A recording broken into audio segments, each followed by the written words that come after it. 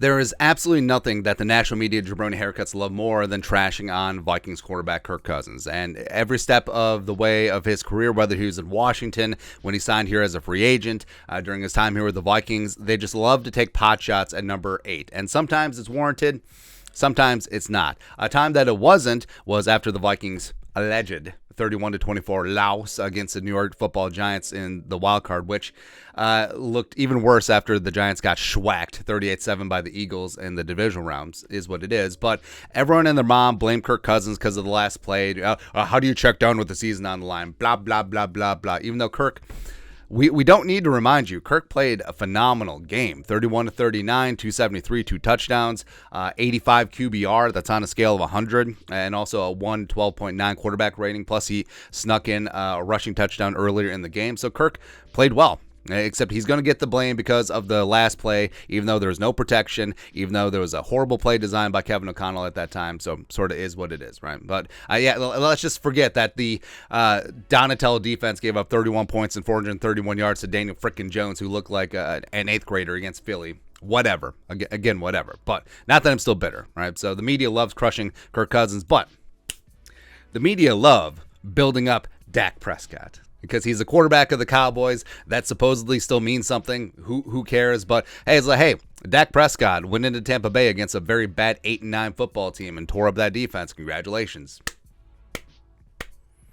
So this entire week, not gonna lie, this entire week, my TV, it's like I need to call charter because like NFL Network didn't come in, ESPN didn't come in. It's like so weird. So this entire last week I just watched movies and just took a quick trip, right? But I was aware that everyone and their mom were just like, oh, Dak Prescott, oh, here he is, oh, this is gonna happen, oh, the Cowboys, we them boys, we win the Super Bowl. Then no, not so much. So Dak against the Niners, just losing against San Francisco, which it's got to be frustrating as a Cowboy fan, right? So Brett Maher made a couple field goals, even though he had his first extra point blocked. And then the defense played well. They make Brock Purdy look like a rookie at times. CeeDee Lamb looked really good. But so what happened? Oh, it was Dak Prescott. I mean, Dak just did not look good. The Cowboys, yet again, failed in the divisional round. They couldn't get things done, even though, hey, they won their first road playoff game since 1992 last week. Congratulations.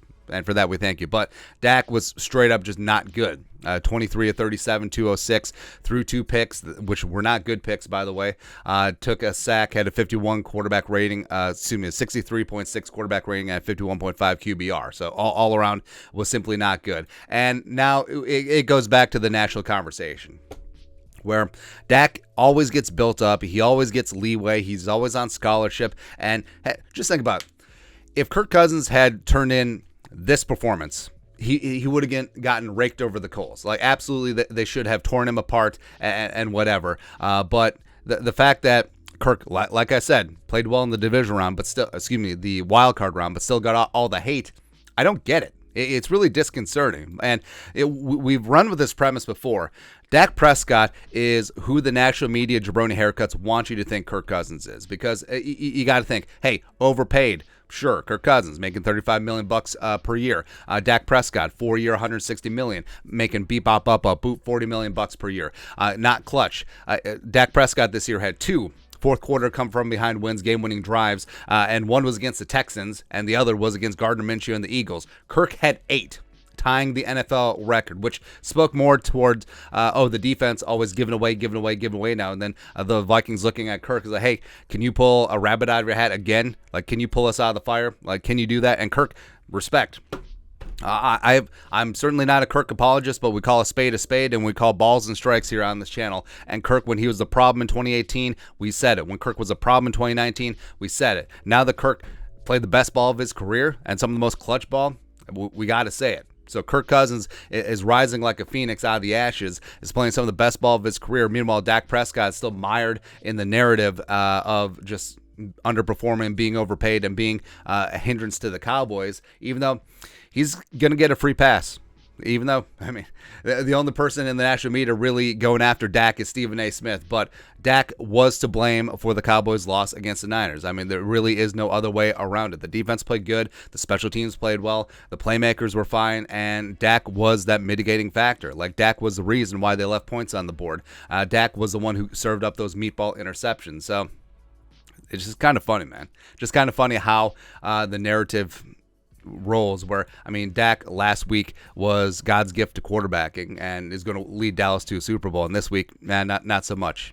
But again, just remember how they treat Kirk Cousins. And even if and when Kirk wins the Super Bowl, I mean, it's still going to be the same. It's going to be like, oh, why did it take him so long? It's like, oh, now Kirk Cousins is tied for having the fewest Super Bowl wins among Super Bowl winning quarterbacks. That's what's going to be. But it's okay. It's okay. The media will continue to treat Dak with kid gloves and just continue to destroy Kirk at every single opportunity. Even though, like we said, Dak is the quarterback the media wants you to think Kirk Cousins is. But it's okay. We'll just roll with it. Also, you can throw Derek Carr in there too. Like, Derek Carr and Dak are the quarterbacks who the media wants you to think Kirk Cousins is, but it's not true.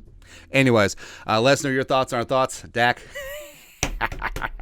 Let us know your thoughts in the comment section below. Subscribe for daily Vikings takes. Want to support the work? Put a little something in the Venmo. But till next time, Skull Production Value.